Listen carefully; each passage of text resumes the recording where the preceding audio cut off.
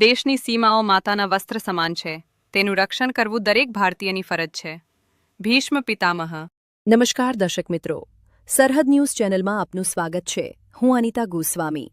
હવે જોઈએ સમાચાર વિસ્તારથી. વાવથરા જિલ્લાના તડાવ ગામમાં પ્રસ્થાપિત કોમ્યુનિટી હેલ્થ સેન્ટર CHCના અટકેલા બાંધકામનો મુદ્દો ફરી ગરમાયો છે.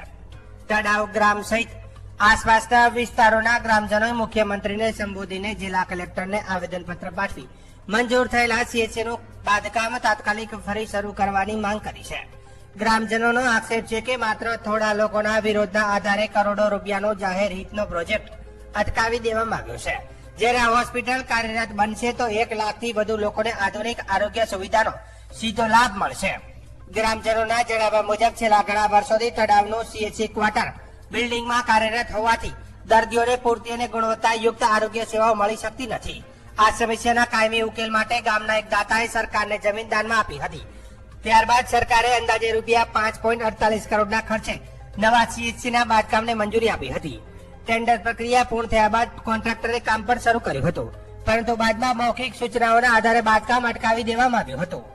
આવેદનપત્રમાં વધુમાં જણાવાયું છે કે જૂન 2026 દરમિયાન ફરી બાંધકામ શરૂ કરવામાં આવ્યું હતું, પરંતુ કેટલાક લોકોના વિરોધ બાદ 3 જુલાઈ 2026ના રોજ અધિકારીઓ સ્થળ પર પહોંચી ફરીથી કામ બંધ કરાવી દીધું હતું.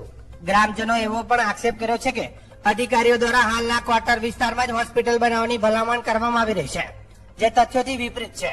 જો હાલના સ્થળે જ હોસ્પિટલનું બાંધકામ શક્ય હતું તો 5 વર્ષ પહેલા નવી જમીનની માંગણી શા માટે કરવામાં આવી હતી અને દાતા પાસેથી જમીન સ્વીકારવાની જરૂરિયાત શું હતી તેવા સવાલો પણ ગ્રામજનોએ ઉઠાવ્યા છે.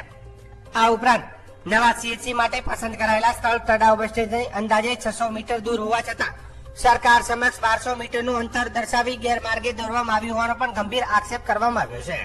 અંતમાં ગ્રામજનોએ સરકારને સ્થળની ફરીથી નિષ્પક્ષ સર્વે કરાવી દાતાઓએ દાનમાં આપેલી જમીન પર મંજૂર થયેલા CHCનું બાંધકામ તાત્કાલિક ફરી શરૂ કરવા અને 1 લાખથી વધુ લોકોના આરોગ્યના હિતને પ્રાથમિકતા આપવાની પણ માંગ કરવામાં આવી છે. માટે તળાવ 4 રસ્તાથી 600 મીટર દૂર જે આરોગ્યનું કેન્દ્ર જે બની રહ્યું છે તેની અંદર અમુક લેભાગુ તત્વો જે આરોગ્યના યજ્ઞરૂપી હવનની અંદર જે હાડકો નાખવાની કોશિશ જે કરી રહ્યા છે તે બિલકુલ ખોટી બાબત છે. આજુબાજુના 20 થી 25 ગામોને એક મહત્વની સુવિધા ત્યાં મળી રહે તે માટે આજે 15 થી 20 ગામોના આગેવાનો અહીંયા બધા આવેદનપત્ર આપવા આવ્યા છીએ અને જો આનો ન્યાય નહીં મળે તો આગળ ગાંધી ચિંધ્યા માર્ગે અમે આંદોલન કરીશું. નામ ગોહિલ બાબાજી ફંગડી.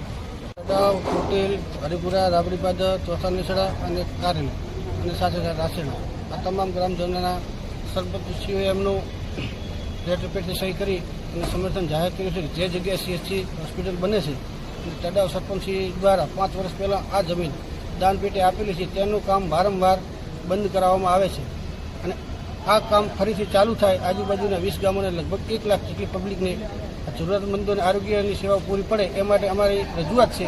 આ જગ્યાએ હોસ્પિટલ બનવી જોઈએ જે તળાવ ચોકડીથી એટલે કે સેન્ટરથી 600 મીટર દૂર છે. તો ખરેખર અમારી માંગ છે કે હોસ્પિટલનું કામ સત્વરે ચાલુ થાય અને લોકોને આરોગ્યની સુવિધાઓ ફરીથી સાબિતા મળે. મારું નામ ઉમેશ સિપિરાજી રાઠોડ.